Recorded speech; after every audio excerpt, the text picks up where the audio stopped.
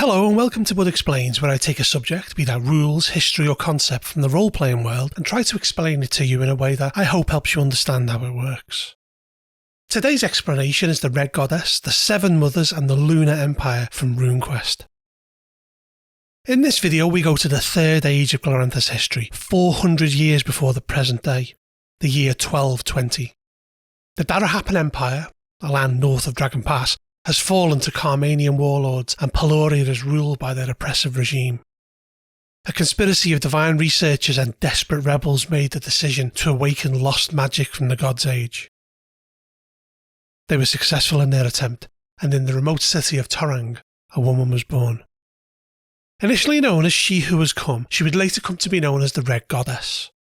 Her journey would take her from a young girl to a powerful woman and beyond, becoming a terrifying demigoddess before finally achieving apotheosis as a loving deity who preached healing, tolerance and freedom, bestowing these gifts upon her people. The seven conspirators were known later as the Seven Mothers of the Red Goddess, though 3 of them were male. The deity they resurrected was previously known in 7 obscure God's Age incarnations: Verthrusa, Lysilla, Gera, Rasharana, Elurdra, Natha and Zaitanira. These were all aspects of the moon goddess who was a victim of the Great Darkness and had been robbed of immortality and death simultaneously, being torn apart and scattered through the worlds. For 8 years she walked the physical plane and then departed for a dangerous hero quest back to an age where even the divine cannot go, on a voyage of self-discovery and reflection. She's said to have overcome Arachne Solara, become intimate with time and contacted the presence of Nisalor, who gave her the gift of illumination to bring back into the world. She was tested by gods and demons and returned in 1232, saving her followers from extinction, returning with the terrifying chaos horror known as the Crimson Bat, which served as her steed against the Carmanian foes.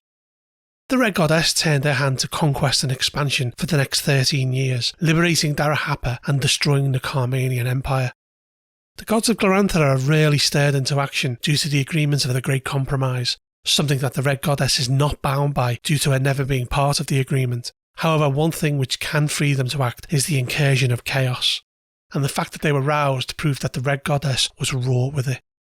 The Red Goddess in no way condones the worship of chaos deities that lead to depravity and the ways of the devil, though she does not disallow it in territories where her influence is felt.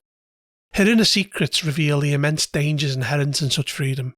Philosophically, the Lunars know chaos must be understood in order to achieve cosmic liberation, and the rulers of the Lunar Empire persuade and even manipulate these worshippers into realising the error of their ways.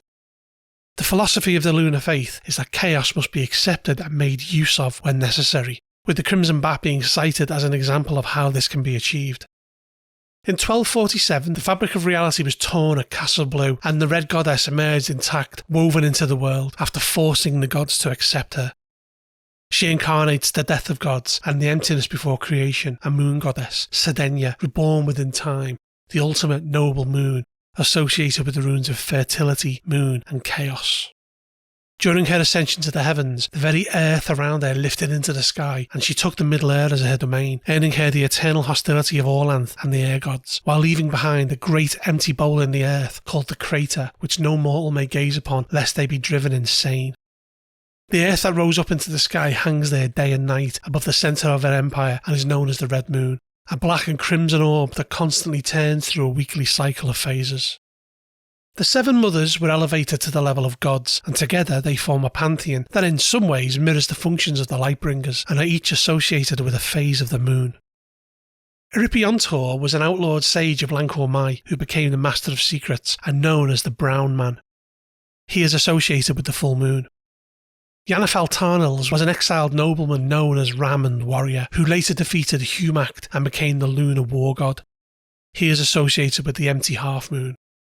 Jackaleel the Witch was a former shaman priestess of dark powers who became the mistress of black magic, the keeper of secrets and source of mastery. Known as the Spindle Hag, she is associated with the dying moon. Dan the Five Zaron was a bloodthirsty outlaw who volunteered to perform the most dangerous part of recreating the goddess. He became the gatekeeper, porter and night watchman of the Lunar Empire. He is known as the Bridge for the Seeker and is associated with the crescent come moon. Dizola was formerly a queen from the Arcos River and worshipper of the local earth goddess. She became the keeper of vows, the avenger of wrongs and the unshakable one, Known as the Binder Within, she is associated with the crescent Go moon. Tilo Nori was an urchin chosen seemingly at random from the streets of Torang. She is the goddess of innocence and experience, and known as Young Life. She is associated with the full half moon.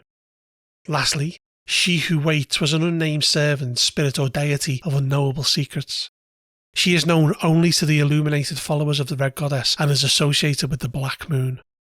What the Red Goddess left behind was the political and military entity known as the Lunar Empire, commanded by her son, the immortal, ever-reincarnating Red Emperor. It's a theocratic centralised empire that is fond of innovation, that has earned its civilised citizens splendour, luxury and freedom. It has successfully expanded its borders and the reach of the Red Goddess, using a ritual in which a magical effect called the Glow Line is gradually extended over new territories. However, as you may imagine, not all were pleased with this expansion. Indeed, between 1375 and 1460, the barbarians of Pent, led by the famous lunar enemy Sheng Celeris, conquered much of the empire and even plundered the moon, forcing the Red Emperor to go into hiding for 16 years in response to the lunar invasion of their lands. Yet, even Sheng was ultimately defeated, his star in the sky extinguished, his soul condemned to eternal torment in a lunar hell.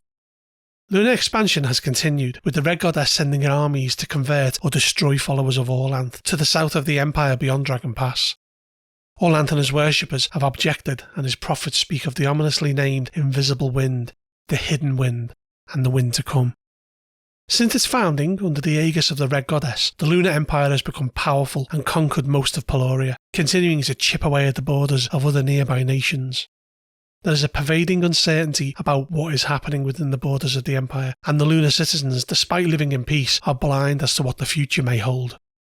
Dragon Pass has been conquered, and Orlanth and Analda have been imprisoned in the underworld by the power of the Red Goddess's incredibly potent magic. The compromise is on uncertain ground. Chaos has started seeping through the cracks of reality again, and a new great darkness is feared. In the Empire's heartlands, the pacifists of the White Moon cult have risen in armed rebellion. On its eastern front, the Penton menace has returned in force, with nomad hordes devastating the eastern sultanates and laying siege to blessed Torang. In Dragon Pass, Orlanth's worshippers awakened a true dragon from underneath the new lunar temple that devoured half of the lunar army and threw all of the Empire's plans for Dragon Pass into disarray before it ascended to the Sky Dome. Argrath the White Bull has relit the flame of Sartar in Boldhome and reclaimed the throne, challenging the Red Emperor himself as one Sartarite tribe after another flocks to his banner. The final confrontation between Orlanth and the Red Goddess is drawing near, and the fate of both the Lunar Empire and Sartar hangs in the balance, certain to be settled in the hero wars to come. Some even say that they have already begun. If you found this video useful, don't forget to like and share it, and make sure to subscribe for more Bud Explains videos in the future. Bud out.